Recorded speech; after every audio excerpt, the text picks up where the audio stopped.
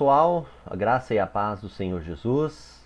Para quem não me conhece, eu sou o pastor José Maria e hoje nós vamos falar aqui sobre a inspiração das Sagradas Escrituras.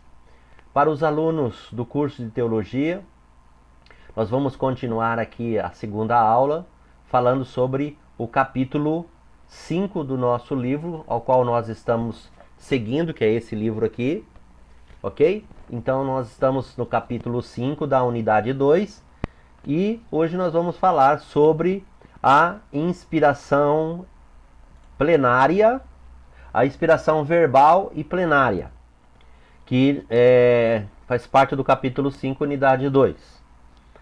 Muito bem, o que diz a inspiração verbal e plenária? Ela diz assim: essa teoria fundamenta-se em dois princípios essenciais, a verbalidade, então verbalidade e totalidade. A verbalidade considera que a inspiração é verbal, isto é, que as palavras que se encontram no texto bíblico são provenientes do próprio Deus, ou seja, foi Deus quem ditou as palavras, quem inspirou as palavras. Isto não significa, para os alunos do curso de Teologia, por gentileza, faça uma observação aí no seu módulo e coloca a palavra não aí, que provavelmente está sem essa palavra não. Isto não significa que Deus considera que os autores sagrados foram meros copistas, que suas faculdades intelectuais não contribuíram de forma alguma no conteúdo produzido. Foi inspirado, foi como a teoria do ditado que nós vimos nas aulas anteriores, né? As palavras foram ditadas, ou seja, foi uma inspiração dinâmica, né? Com a participação do homem e Deus. Ou uma teoria que é também conhecida como teoria dual, isto é, onde duas pessoas, né, dois seres estão ali em conjunto produzindo uma obra. Ela é também chamada de teoria do ditado, que nós vimos lá na aula anterior, que Deus ditou as palavras. Mas estava ali em conjunto com esse trabalho, estava sim o conhecimento, a capacidade intelectual, cognitiva do autor sagrado, ao qual Deus previamente havia escolhido. Nós sabemos, por exemplo, vamos citar um exemplo aqui, que do apóstolo Paulo, por exemplo, que escreveu dezenas de cartas no Novo Testamento, 13 epístolas, né? Quando ele escreveu, por exemplo, vamos citar aqui, pegar um exemplo, a carta aos Romanos. Ele estava ditando para o seu auxiliar, escrever lá a carta, aquelas palavras ao qual ele estava escolhendo ou ditando, elas foram dirigidas, sopradas, inspiradas por Deus. E ali estava todo o conhecimento de Paulo, toda a sua história de formação, de rabino, a iluminação que Deus havia concedido a Paulo, o entendimento que ele tinha a respeito da igreja, qual a visão que Deus tinha dado para ele a respeito do conceito igreja, enfim. O conhecimento teológico também estava ali, porque Romanos digamos assim, é a teologia sistemática do apóstolo. Então, tudo isso estava em conjunto com a inspiração divina. Então, foi um trabalho em equipe entre o homem e Deus. As palavras foram ditadas, os autores meros elementos passíveis da ação divina, o seu Deus estava no controle, na ação, né, do homem, embora ele estivesse usando todo o seu talento pessoal, seu conhecimento, mas Deus estava no controle dessas coisas, porque Deus pode usar, né, controlar, porque Ele é Deus, controlar, utilizar os conhecimentos de cada um para o seu benefício. E a totalidade, ou plenária, considera que a inspiração divina é extensiva a todos os livros da Bíblia, desde Gênesis a Apocalipse. Ou seja, então não é que um livro é inspirado e o outro não, ou que nenhuma parte é inspirada, outra não é inspirada. Não se limita às verdades morais e religiosas. Não se limita somente a isso. Por quê? Porque nós temos na Bíblia várias narrativas de coisas extremamente erradas, então Deus não omitiu a ação humana, o caráter do homem. Na Bíblia está narrado toda a potencialidade que o homem tem de pecar, de errar, enfim. Nós temos lá narrativa de estupro, nós temos narrativa de assassinato, nós temos narrativa de crimes assim, terríveis. Então, todo tipo de coisas erradas que acontecia na época na época histórica, né, da Bíblia, então foi colocado ali, não foi omitido nada do que Deus queria. Então tudo que está ali, nós vamos ver aqui que foi utilizado para benefício do homem, para que o homem pudesse entender qual é a sua condição de homem pecador. Muito bem. Então, não se limita apenas às verdades morais e religiosas dos fatos, sejam eles históricos, científicos, culturais, geográficos, ainda que irrelevantes, certo? Então, tudo que está contido nela é essencial, é necessário para que o homem possa chegar ao conhecimento de Deus e conhecimento da sua salvação. Por exemplo, tem algumas coisas na Bíblia, como a genealogia. Quando eu comecei a ler a Bíblia, por exemplo, eu me perguntava por que tanta repetição de coisas, né? Principalmente o Velho Testamento repete muito as palavras, enfim. Porque era um costume, um hábito dos judeus de repetição de palavras. Eles aprendiam, decoravam, né, pela repetição. E a questão da genealogia também, ler tudo aquilo, né?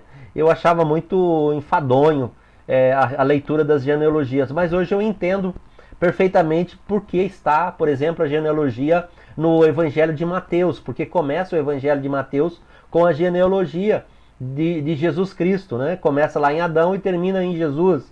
Então eu entendo que o Evangelho de Mateus ele teve uma razão para ser escrito. Quando Mateus intencionou escrevê-lo, ele dirigiu-se aos judeus. E para os judeus é muito importante aquela genealogia para provar que Jesus Cristo era da linhagem de Davi. E que Jesus Cristo era o rei que haveria de vir, ao qual ele estava esperando, o Messias prometido. Então era necessário colocar ali uma prova dessas profecias. Então nós vemos no decorrer do livro que tudo está voltado para os judeus e para essa finalidade, mostrar que Jesus é o Messias.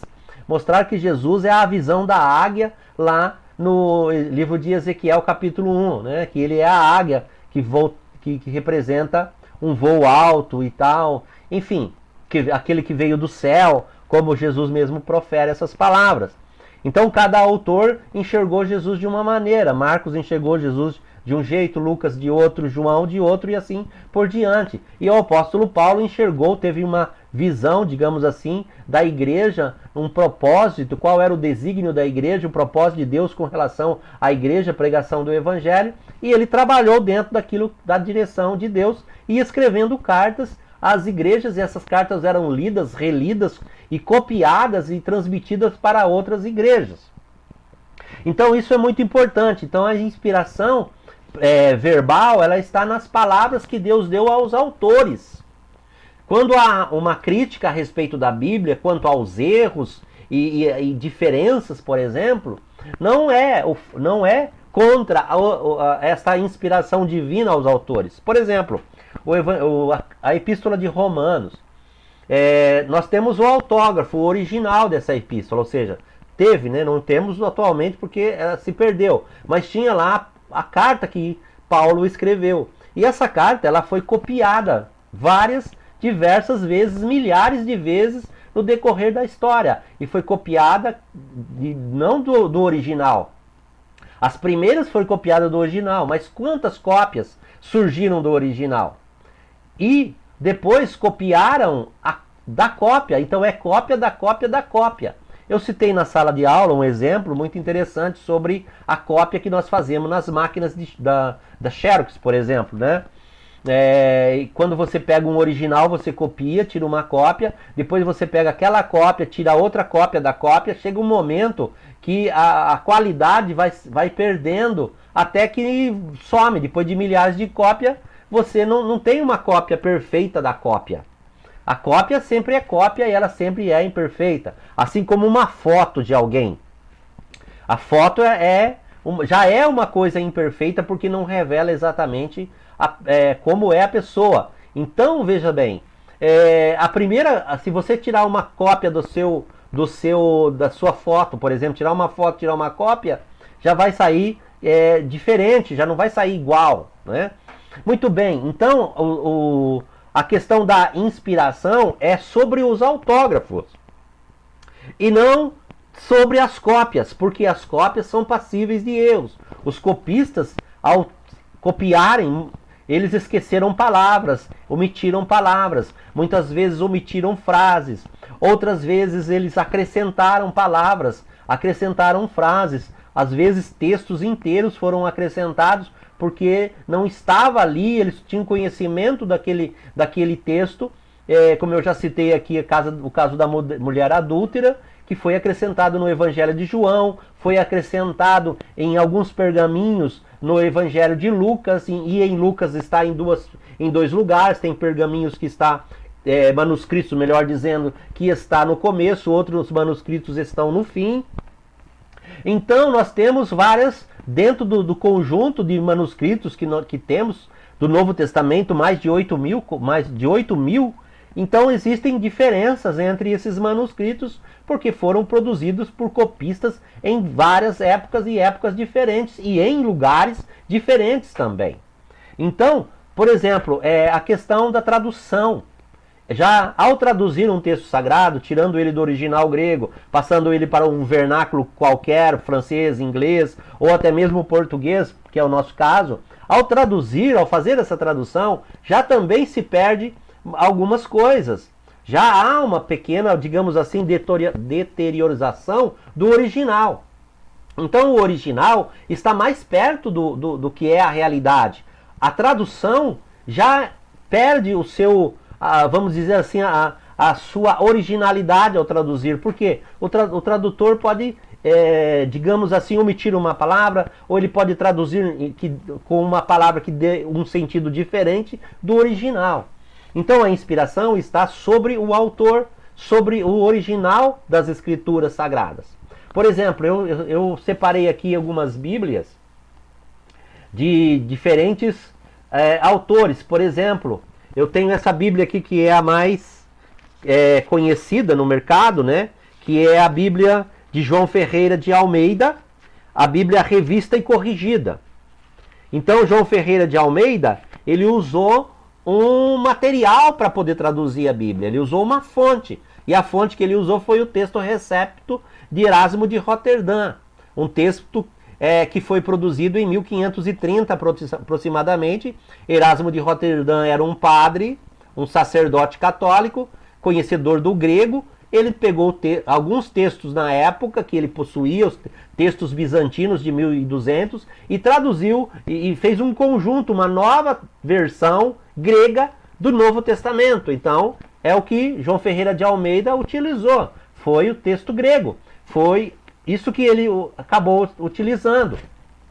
Nós temos aqui, por exemplo, uma Bíblia católica. Essa Bíblia, segundo está aqui no início da Bíblia, foi utilizado o texto da Vulgata, a latina, a Bíblia latina, conhecido como tradução, a Vulgata, traduzida por Jerônimo. Então os autores aqui, vários tradutores que estão descritos aqui, eles pegaram o texto da Vulgata e traduziram para o português.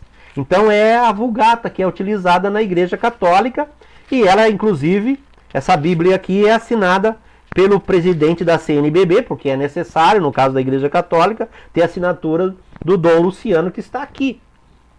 Então, ao traduzir, Jerônimo pegou o texto original grego, traduziu para o latim, os autores aqui traduziram para o português, e temos aqui uma Bíblia que pode, na tradução, nesse caminho de traduzir, ter contido muitos erros.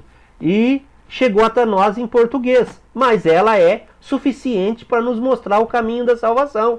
Não significa que ela deixou de ser a palavra de Deus porque foi traduzida várias vezes do hebraico e grego para o latim, do latim para o português. Não significa que ela não pode ser instrumento de Deus para conduzir ao homem à salvação.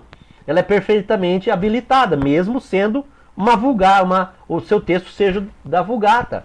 Nós temos aqui o que poderia ser bizarro, mas é a tradução da Novo Mundo das Escrituras Sagradas, que é bem antigo isso aqui, da década de 70 a 80. Houve uma modificação, uma mudança nessa Bíblia mais recente, né? Na versão mais recente houve atualizações e muitas vezes o Testemunho de Jeová utiliza inclusive a João Ferreira de Almeida.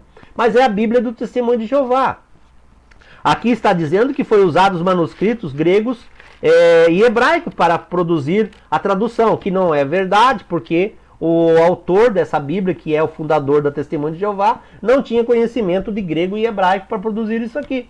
Então ele modificou simplesmente uma Bíblia em inglês, algumas palavras, e ela é utilizada. Aí você fala assim, contém erros, tem muitos erros de tradução, mas também é possível, através dela, se chegar a Cristo e saber que Jesus Cristo é o Senhor, que Ele é o Filho de Deus e que o Espírito Santo é aquele enviado pelo Senhor, porque também tem a narrativa aqui da vinda do Pentecoste. Então ela é perfeita, por ela também, apesar de tantos erros, inserções e modificações, é possível chegar à salvação lendo ela. Não aconselho, mas é possível.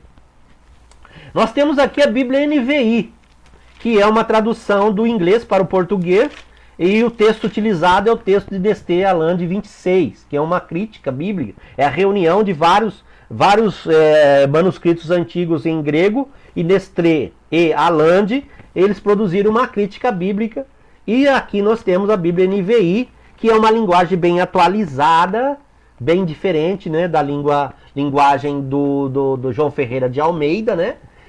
Mas é a palavra de Deus, continua sendo a palavra de Deus. E nessa tradução, muitas coisas também foram modificadas, foram, quem sabe, traduzidos de uma maneira errada, não sabemos. Olha só, nós temos aqui uma Bíblia da década de 80, se não me engano. Eu comprei essa Bíblia aqui, foi uma das primeiras Bíblias que eu comprei depois que eu cheguei a Cristo, tá? Uma anotação aqui, olha. Foi em 28 de janeiro de 1986. Foi uma das primeiras Bíblias que tinha o comentário aqui embaixo, sabe? Depois dessa Bíblia surgiu a Bíblia Plenitude, enfim, tantas Bíblias, a Bíblia Shed e tantas Bíblias com comentário no rodapé. Essa foi uma das primeiras que veio com comentário de rodapé. Eu amo essa Bíblia porque no final ela tem um monte de resumos de pregações, enfim. Eu utilizei muito essa Bíblia aqui no começo. É uma Bíblia que o texto dela é João Ferreira de Almeida, revista e corrigida, com os comentários no rodapé. Então, começaram-se a surgir muitas Bíblias a partir da década de 80 com comentários. E temos aqui outra Bíblia católica, também com o texto da Vulgata, né, a Bíblia Latina, traduzido para o português, se não me engano, essa impressão aqui é de 76, e parece, né? 76, a primeira impressão foi em 76. Aqui não diz o ano que foi da tradução, mas ela é baseada no texto, tradução da Vulgata pelo padre Matos Soares. Também, tradução do latim para o português, é uma Bíblia de púlpito, né? Utilizada pelo sacerdote. Ou seja, todas essas Bíblias aqui vieram de uma fonte original, ou grego, ou hebraico, ou de uma crítica, como é o caso do texto Recepto, Nestre Alande.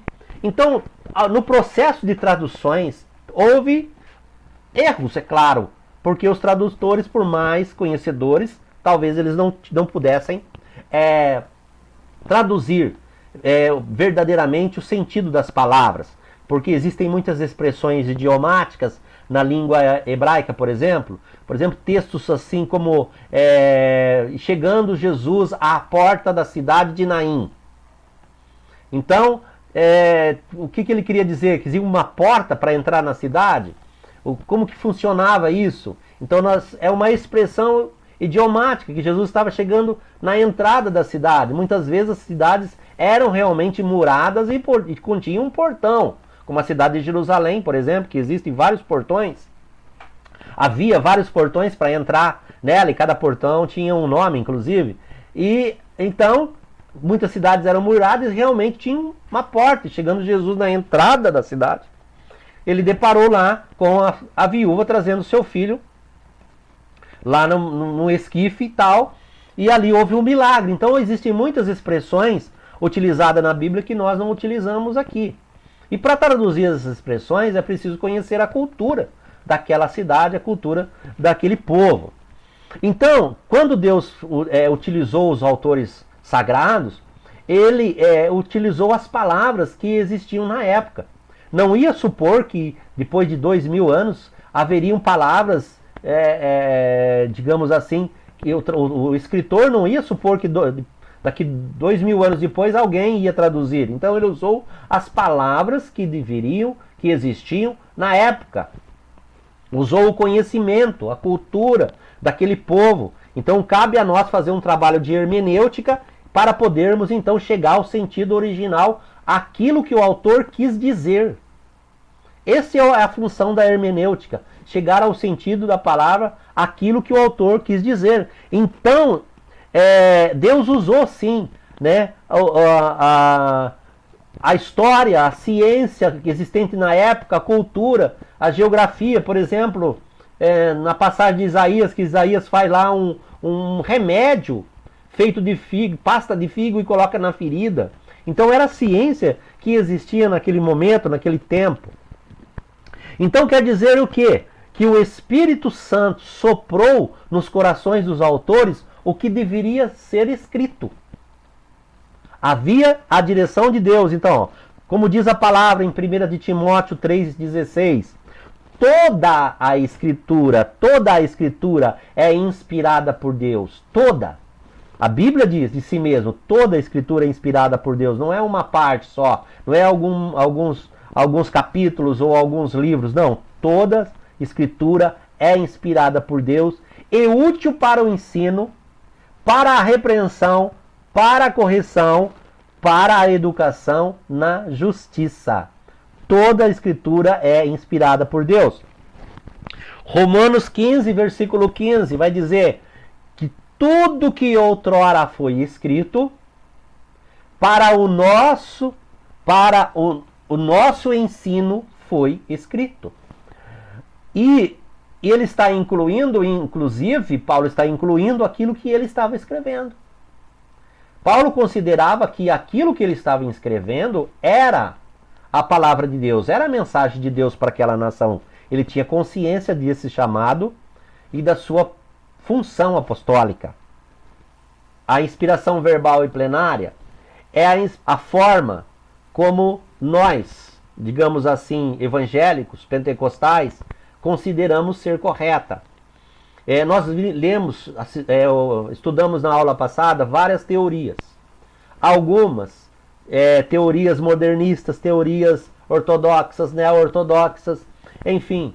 E nós aprendemos muitas coisas que não é o que nós entendemos ser correta. Então nós chegamos aqui a um ponto que é aquilo que verdadeiramente devemos entender, devemos seguir, devemos saber sobre as Escrituras Sagradas.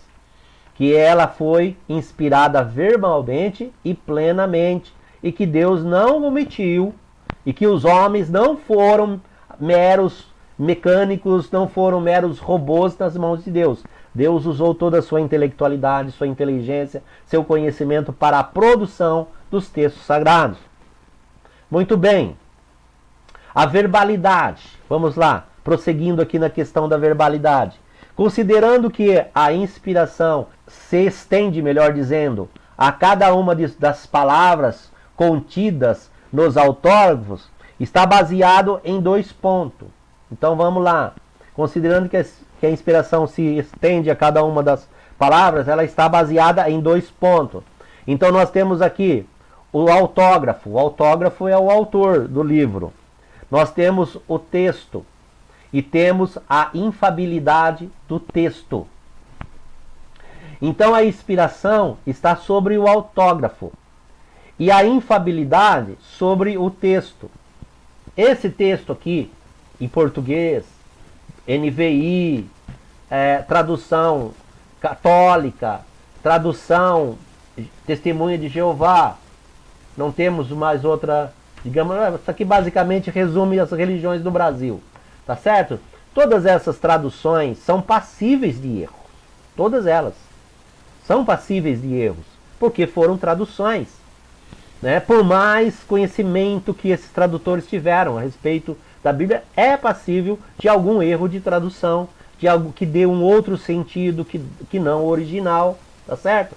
Por isso que quando se faz um trabalho de hermenêutica sobre um texto, o objetivo é você descobrir qual era, o que se passava na mente do autor, o que o autor queria dizer, o que o autor divino e o autor humano queria dizer com aquelas palavras que está escrito. Por isso há um trabalho de hermenêutica a ser realizado. Por mais que os tradutores modifiquem o sentido para embasar a sua religião, por mais que eles façam isso, o trabalho de hermenêutica precisa ser realizado pelo estudante da Bíblia. É claro que a pessoa leiga, que está começando, você que está lendo a Bíblia agora, você não vai, digamos assim, conseguir chegar a fazer um trabalho de hermenêutica. É preciso conhecer como se faz. Mas para se chegar ao sentido original da palavra, para se chegar àquilo que o autor quis dizer, aquilo que o autor divino está querendo dizer com aquela palavra, é necessário fazer um estudo de hermenêutica daquele texto, para saber o que estava dizendo. Então, pegando uma Bíblia como esta, você vai utilizar o grego e o hebraico, ou o que está lá, e fazer um trabalho de hermenêutica em cima. Por isso que o trabalho de hermenêutica é um trabalho difícil de ser feito, precisa de estudo para isso, tá certo? Precisa de muito estudo. Mesmo que você não conheça hebraico e grego, é possível fazer sim uma exegese sem o hebraico e grego usando comentários. Então eu posso perfeitamente ler um texto que está nessa Bíblia, aqui em Apocalipse, por exemplo, que eu já fiz várias anotações aqui, ler esse texto aqui, e eu fazendo um trabalho de hermenêutica em cima desse texto e trazer para você uma explanação do que realmente esse texto está querendo dizer a respeito daquele assunto ou daquela palavra. Então, para quem conhece desse assunto, não importa a Bíblia que você vai utilizar, tá certo? Você vai fazer o trabalho de hermenêutica e você vai chegar à conclusão. Para a igreja, para o povo leigo, para as pessoas que estão na igreja, então nós vamos dar uma orientação de qual Bíblia você vai utilizar. Qual é aquela Bíblia que você vai indicar. Por exemplo, vou citar um exemplo, eu quero fazer uma aula assim bem eclética, sabe? Então, o padre da igreja católica, você é católico, por exemplo, ele vai indicar essa Bíblia para você. Tá certo? Por quê? Porque é a Bíblia que eles utilizam lá, é a Bíblia que ele quer que você leia. Ele quer que você leia isso aqui, porque você é católico e enfim, você segue a religião e você vai ler essa Bíblia. Muito bem, aí o que ele vai fazer para você, o que ele vai dizer. Se você está na Testemunha de Jeová, você vai ler, ele vai indicar essa Bíblia para você. Agora, se você está, por exemplo, numa igreja evangélica, você é aluno, por exemplo, do curso, vai indicar o quê? João Ferreira de Almeida, NVI, que são as Bíblias que o povo evangélico utiliza nas suas igrejas, que é a Bíblia que o pastor está utilizando. É ruim, você já passou por essa experiência, o pastor está pregando, utilizando uma Bíblia de João Ferreira de Almeida, e você ter uma Bíblia NVI. Eu tenho a Bíblia NVI, mas eu sei perfeitamente fazer essa transposição. Mas muita gente não consegue, porque ele vai ler aqui, ó, NVI, está num texto, o pastor está lendo outro texto, falando, por que a Bíblia dele está diferente da minha? Por causa das diferentes traduções que existem. Então, se você quer acompanhar direitinho, compre, pergunte ao seu pastor, pastor, qual é a Bíblia que o senhor usa para pregar? Ele vai, ó, a minha Bíblia é essa aqui, certo? Eu frequento uma igreja que antigamente meu pastor usava a Bíblia de King James. Eu sabia que era a Bíblia de King James. E eu tinha uma Bíblia NVI para acompanhar. Depois ele mudou para a Bíblia João Ferreira de Almeida. Melhorou mais um pouco, né? E poderia se usar a Bíblia NVI. Tem pessoas que não conseguem pregar na Bíblia NVI. Por quê? Está tão acostumado com a João Ferreira de Almeida que não consegue. Por causa da sua maneira de pregar, por causa do texto. De repente ele utiliza uma palavra lá na sua pregação que não tem na Bíblia NVI. Então ele prefere a João Ferreira de Almeida. Há algum problema com isso? Não, não há problema. Desde que ele transmita corretamente o sentido que está no texto, desde que ele transmita perfeitamente a vontade do Senhor, que é transmitir o Evangelho e levar a pessoa para Cristo. Não importa o que ele está, que Bíblia ele está usando. Se eles têm isso na sua mente e ele transmite a palavra correta, ok? Muito bem, mas é bom que você siga aquilo que você está sendo orientado na sua igreja a seguir. Use a Bíblia que a tua igreja utiliza, o que o teu pastor recomenda, ok? Muito bem, nós estamos num estudo aqui, por isso eu estou falando de diversas Bíblias aqui para você saber as diferenças que elas existem de cada uma delas. Muito bem, então voltando aqui, onde está a infabilidade? Está nessa Bíblia? Está nessa aqui? Ou está na Bíblia dos crentes? Onde está a Bíblia? Nenhuma. Está no texto original. Está lá no texto original. Todas estas têm problema. Está no texto original.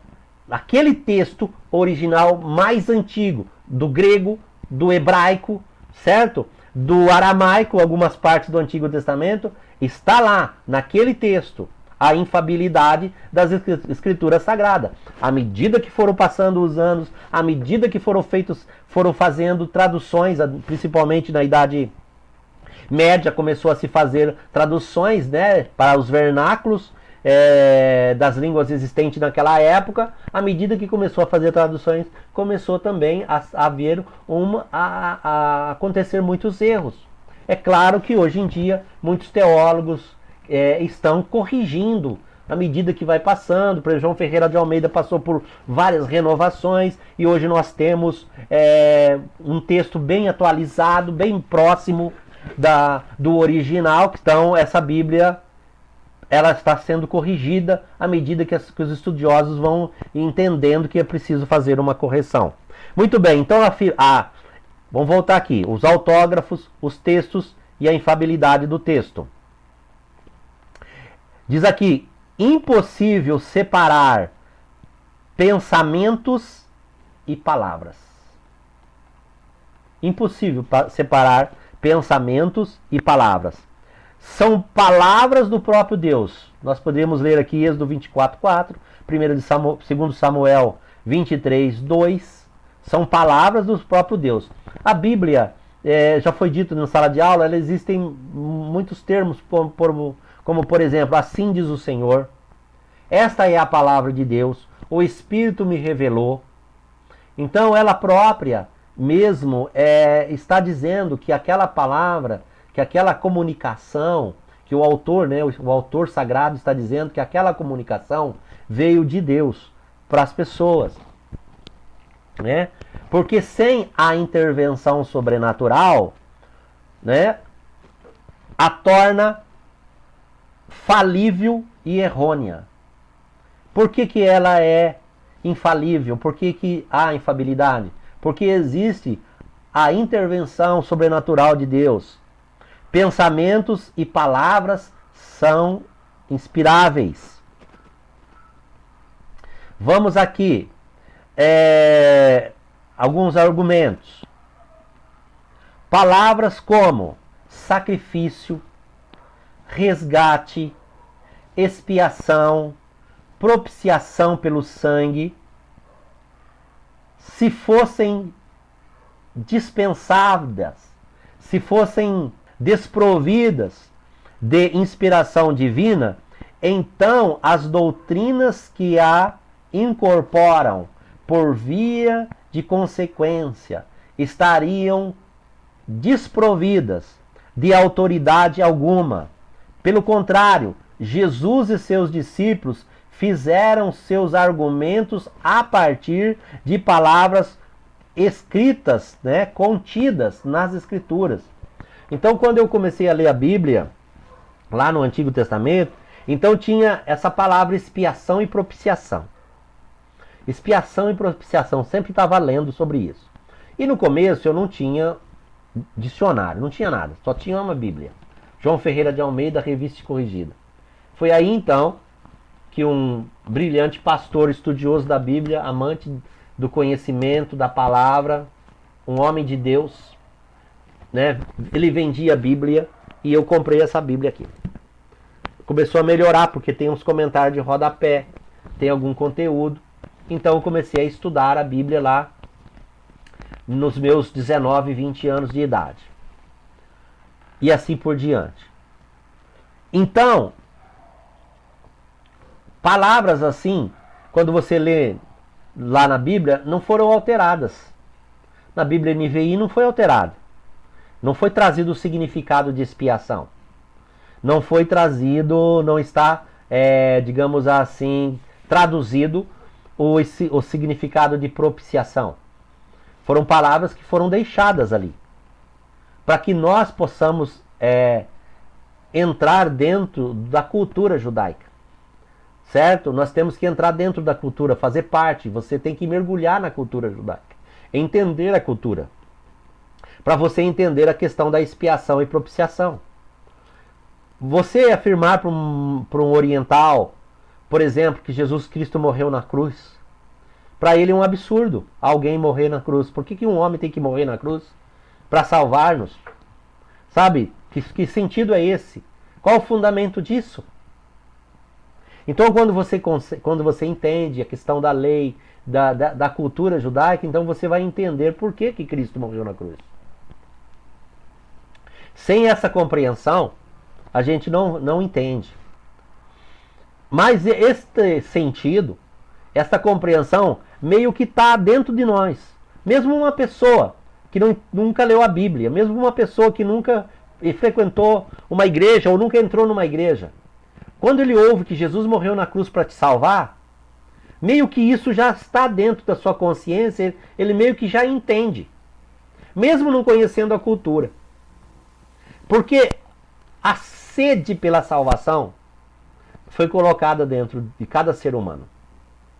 Quando Deus criou o homem, ele também colocou no homem a sede, o desejo por Deus, o desejo pelo sagrado, o desejo pelo divino. É que o homem, em vez de se ir a Deus, ele está indo para outros deuses. Ele está buscando outra coisa para preencher esse vazio, esse lugar que Deus deixou, colocou, para ser preenchido por Deus. Ele está preenchendo com outras coisas. Né? Outras coisas desse mundo. Esse lugar que Deus criou dentro do homem é para ser colocado. É o compartimento onde Deus habita, onde Deus quer habitar. E o homem está colocando nesse cômodo, nesse compartimento, para você entender assim, outras coisas, para preencher aquele compartimento. Só que isso nunca satisfaz ele. Ele sempre está triste, ele sempre está aborrecido, ele sempre está inconformado, nada satisfaz a vida dele. Ele está sempre buscando alguma coisa, ele está sempre querendo comprar, querendo obter, querendo ter, conseguir, conquistar. Por quê? Ele não está satisfeito. No momento que esse lugar é preenchido com a presença de Deus, então ele fica plenamente satisfeito e ele sossega na sua correria. Então, alguns exemplos assim que a Bíblia fala, né? Sobre ela, né? Então diga assim, ó, exemplos. Vós sois deuses, Salmo 82, versículo 26. A Escritura não pode falhar, Jó 10, 35. Né? A Escritura não pode falhar. Eis que ponho na tua boca as minhas palavras. Quando a Bíblia diz assim que vós sois deuses, não significa, é claro, que a pessoa é Deus. Mas que a pessoa tem propriedades, digamos assim. Que ela tem alguma coisa nela que ela pode transmitir, que Deus realiza. Principalmente na palavra, na orientação. Né? O pregador, quando ele está anunciando, quando ele está falando. Agora mesmo, quando eu estou comunicando com você, que você parou para me ouvir aí, as minhas palavras, elas estão entrando, estão fazendo parte da tua vida. Né? Elas estão mudando os seus pensamentos. Você começa a imaginar coisas, a pensar coisas, e ela está transformando a vida. Assim como Deus criou o mundo com sua palavra, o ser humano, a pessoa, pode transformar outros em uma situação com suas palavras também. Por quê? Porque ela tem o acompanhamento, a presença do Espírito Santo de Deus. Né? Nesse momento que eu estou conversando com você, que eu estou ministrando essa aula, não tem ninguém aqui. Eu estou sozinho. O que tem ao meu redor são prateleiras, são caixas, são livros, certo? Coisas físicas, mas não tem nenhuma pessoa aqui na minha frente me assistindo. Mas eu estou olhando para você e Deus está me inspirando, me dando palavras que muitas vezes fogem até, sabe, eu atropelo as palavras, os pensamentos de tantas coisas que me vêm à mente para dizer para você. Certo? Então eu acredito que essas minhas palavras também estão sendo inspiradas por Deus para comunicar na sua vida. Você já notou que tenho dificuldades na leitura, tenho uma visão fraca, mesmo estando com óculos. Mas Deus capacitou aqueles homens lá no passado que tinham suas fraquezas. Né? Se nós formos falar de cada um deles, das incapacidades que cada um tinha, né? Hoje, quantos homens de Deus aliás, quantos homens na história que foram grandes homens de Deus que tinham problemas? Outra palavra que a Bíblia fala de si mesmo, visto que não sois vós que falais. Aqui nós estamos usando qual Bíblia? Você saberia me dizer que texto é esse? Onde está? Em qual Bíblia é essa?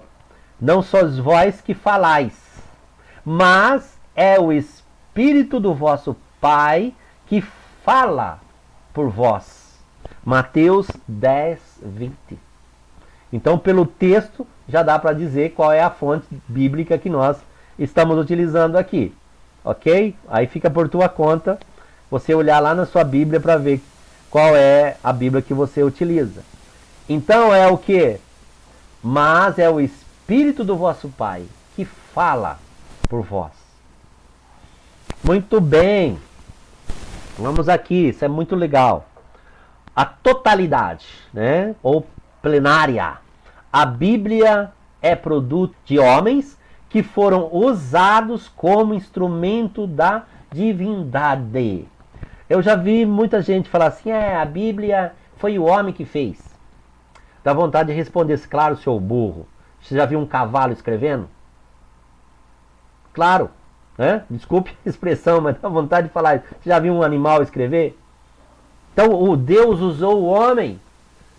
Mas Deus é Deus que usa até os bichos. Não usa? Usou uma mula. Por que não pode usar um ser humano? Usou o galo. Hã? Não usa? Usou o que mais? Tantas coisas. Deus usou. Ele precisou do jumento para entrar na cidade de Jerusalém. Os bichos também estão. Usou o corvo lá para levar comida para Elias. Por que não pode usar o ser humano? Então a Bíblia sim foi escrita por homem. Não tem outra maneira, sabe? Mas foi dirigido e inspirado por Deus. Todas as palavras das Escrituras, com todas as diversidade de fatos apresentados no texto sacro ou sagrado, como pleno e infalíveis. Todas as partes das Escrituras. Não existe uma parte da Escritura que não foi inspirado por Deus.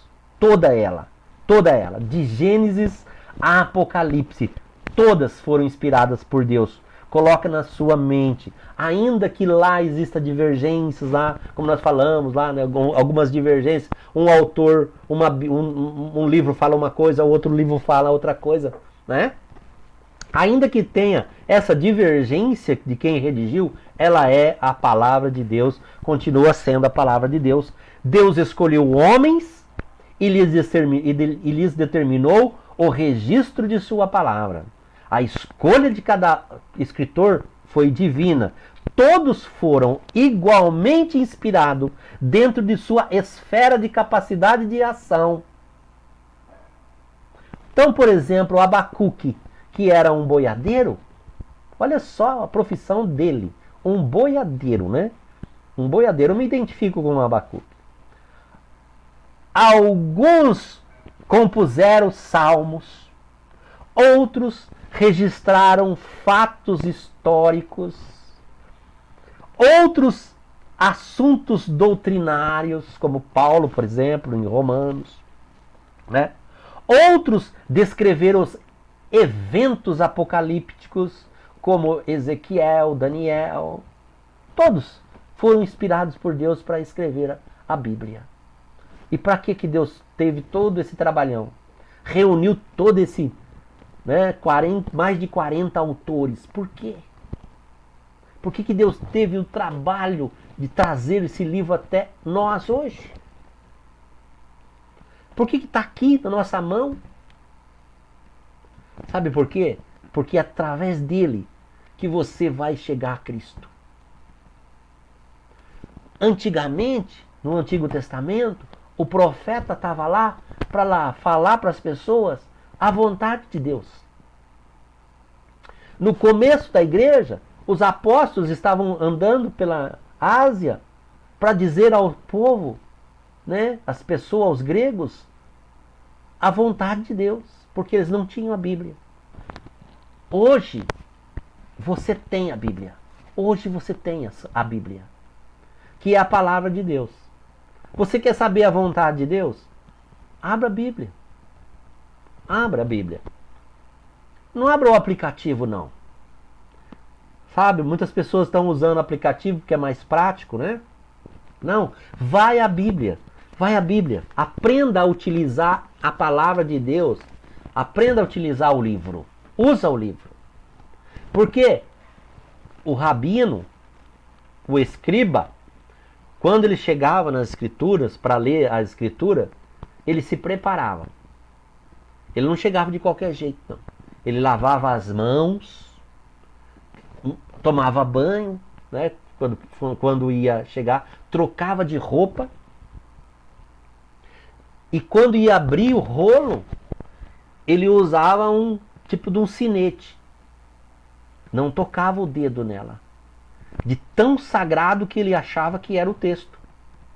Mas nós cristãos hoje em dia, sabe, tratamos a Bíblia como tanta banalidade, até achamos que nem precisamos mais dela.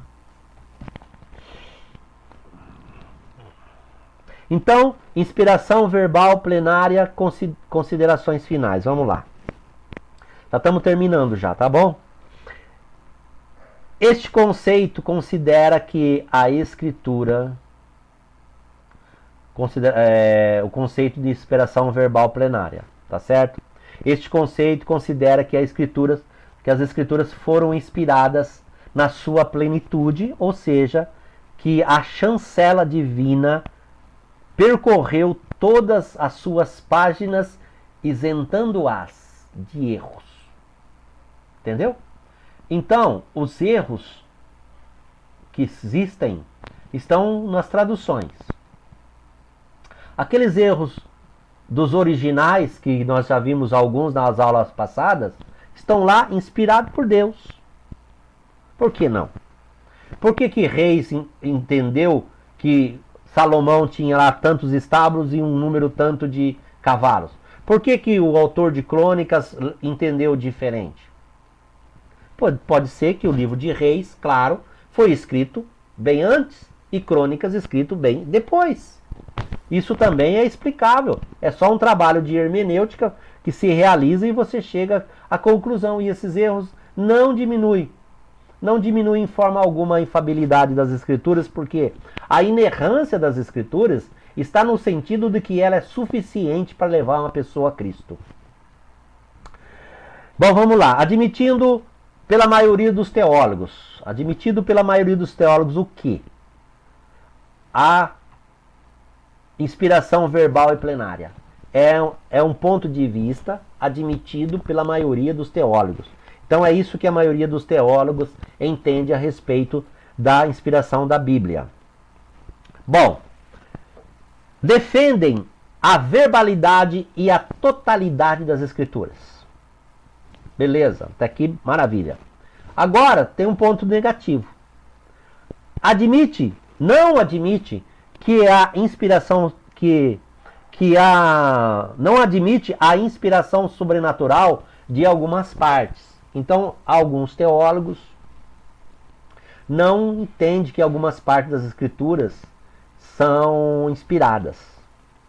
Esse é um ponto negativo, né? Eu separei aqui algo para falar sobre essa questão. Por exemplo, a travessia do Mar Vermelho. Então nós temos nas traduções, né, Mar Vermelho, e alguns escritores questionam isso, que não foi o Mar Vermelho, que não era o Mar Vermelho que se abriu. Então vamos lá, eu separei aqui um mapa de algumas teorias da travessia do povo hebreu. Então nós temos aqui, eles estavam na cidade de Gósen, ok? Então há, segundo os estudiosos, 3 possibilidades. Eles se dirigiram pelo norte para ir em direção à terra dos filisteus. E Deus não permitiu que eles fossem por lá, porque era um povo muito forte, seriam exterminados. Então eles contornaram o caminho e desceram. Então o mar que eles passaram não seria o Mar Vermelho, mas seria uma ponta do Mar Mediterrâneo, que com a água, né, você sabe que há a maresia, e no momento que eles estavam atravessando, a maresia passou e eles atravessaram por ali. Mas isto não bate com o texto bíblico, porque o texto bíblico vai falar de outros locais que eles estavam posteriormente. Então não tem sentido essa teoria. A outra teoria é quando eles estavam nesse ponto, Deus mandou eles voltar. Você vai ler lá no texto de Êxodo, e Deus mandou eles voltarem, e o lugar por onde eles passaram foi o Mar dos Juncos, e não o Mar Vermelho. Foi o Lago dos Juncos, porque no original hebraico, a palavra lá para vermelho, Mar Vermelho, é junco. Então seria o lago muito grande, que possivelmente deve ter medido de tamanho agora, e que eles passaram por esse lago para desviar para cortar caminho, fazer um caminho mais rápido, porque se eles fossem pelo deserto, o exército iria alcançá-los, os exércitos egípcios. Então eles atravessaram por aqui. E a outra teoria, que é a mais usada, mais comumente usada, é esta, que realmente eles atravessaram o Mar Vermelho em algum ponto do mar. Esse local aqui é bem extenso, então possivelmente seria mais para a ponta. Então esse seria o local que é a teoria mais utilizada, que eles atravessaram realmente aqui. Então veja bem, por conta dessas divergências, dessas contradições ou dessas posições teológicas, é que entra aqui, ó, nessa parte que eles não admitem a sobrenaturalidade de algumas passagens bíblicas. Ou seja, a sobrenaturalidade, por exemplo, do Mar Vermelho, a abertura do Mar Vermelho, a questão, por exemplo, dos codornizes, enfim, que eles vão dizer, não, aquilo lá foi um fenômeno natural, tá certo? Que Deus mandou as codornizes, não, foi um fenômeno natural, não é coisa sobrenatural. Então tudo isso vai sendo explicado. Por exemplo, a questão das 10 pragas do Egito. Então eles vão explicar isso de uma forma natural. Cada praga vai chamando outra. Enfim, eles vão ter uma explicação científica para o assunto. Então isso vai ter muito. Muito bem. Bom, a infalibilidade não está nos escritos, mas nos seus textos produzidos. Isso nós debatemos bastante sobre esse assunto. Aí, ó, não foi, faz uma correção aí no seu livro, no seu apostila, não foi porque os patriarcas e profetas foram usados durante a produção que se tornaram imunes de erro. Não foi porque, né? Isso, não foi porque eles foram usados que não se tornaram instrumentos imunes de erro. Não é por causa disso, mas porque o Espírito Santo conduziu de forma sobrenatural os autógrafos na produção dos textos. Então veja bem, nós temos a questão de que cada autor da Bíblia foram homens capacitados. Eu citei o caso de Abacuque, que era um boiadeiro. Para dizer para você que nem todos eram homens importantes, nem todos eram reis, profetas, nem todos tinham, digamos assim, uma categoria elevada, né, para produzir o texto. Mas, o que estava por trás? O Espírito Santo conduziu cada um deles de forma sobrenatural. Então eles também foram capacitados pelo Espírito Santo. Nós esquecemos dessa parte. Nós sabemos, por exemplo, vamos citar um exemplo bem conhecido, Sansão. Nós sabemos que, humanamente falando, é impossível fazer o que Sansão fez. É impossível pegar o portão de Gaza e carregar ele por quilômetros. É impossível. Para um homem, é impossível. Com uma queixada de jumento, matar 1000 soldados. Somente inspirado, potencializado pelo Espírito Santo, uma pessoa é capaz de fazer isso. Então, usou o conhecimento particular, sim, de cada um dos autores que não sofreu alteração em virtude da ação do Espírito Santo, mas usou-os dentro de cada limite cognitivo deles. Então Deus potencializou e Deus usou a capacidade de cada um deles. Usou a capacidade de Pedro. Se você pegar as duas epístolas de Pedro, por exemplo, existe uma diferença grande uma da outra. Principalmente no texto. Então, uma delas, possivelmente, foi Pedro que escreveu. Ele mesmo. E a outra foi Luciano que escreveu. A redação está diferente um do outro. Então nós entendemos que Pedro é um homem douto, um homem que, quando Jesus chamou, ele era pescador, possivelmente não sabia escrever, sei lá. Mas que ele tinha uma capacidade menor de que Luciano, que foi usado por apóstolo Paulo, que era um perito, que era um escriba profissional, digamos assim. Conhecia bem a língua. Então ele produziu textos maravilhosos. Então dá para você perceber a diferença de cada um, a linguagem utilizada, né, o estilo literário utilizado, e tudo isso é trabalho da crítica bíblica. Então, finalizo aqui, nesta manhã, esta aula. Que Deus abençoe grandemente a sua vida, que você seja usado por Deus de maneira total, ok? Que Deus abençoe grandemente você. Amém? Fique na paz do nosso Senhor Jesus. Até a próxima aula.